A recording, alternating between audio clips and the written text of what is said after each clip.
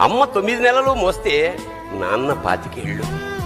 రెండూ సమానమే అయినా నాన్న ఎందుకో వెనకబడ్డాడు. ఇంట్లో జీతం తీసుకోకుండా అమ్మ, తన జీతం అంతా ఇంటికే ఖర్చు పెడుతూ నాన్న, ఇద్దరి శ్రమ సమానమే అయినా అమ్మ కంటే నాన్న ఎందుకో వెనకబడ్డాడు. ఏది కావాలంటే అది వడ్డీ పెడుతూ అమ్మ, ఏది కావాలంటే అది కొని పెడుతూ నాన్న, ఇద్దరి ప్రేమ సమానమే అయినా నాన్న ఎందుకో బాగా వెనకబడ్డాడు. ఫోన్లోనూ అమ్మ పేరే, దెబ్బ తగిలినప్పుడు అమ్మా అని పిలవడే, అవసరం వచ్చినప్పుడు తప్ప మిగతా అప్పుడు గుర్తురానందుకు నాన్న ఎప్పుడైనా బాధపడ్డా? అమ్మకి అన్నో కొన్నో బంగారు నగలు, నాన్నకి బంగారు అంచున్న పట్టు పంచి ఒకటి. నాన్న ఇలా వెనకబడిపోవడానికి కారణం ఆయన మా అందరికీ వెన్నెముక కావడమే. వెన్నెముక వెనక ఉండబట్టే కదా దన్నుగా నిలబడగలుగుతున్నాం. ఇదేనేమో నాన్న వెనకబడిపోవడానికి కారణం.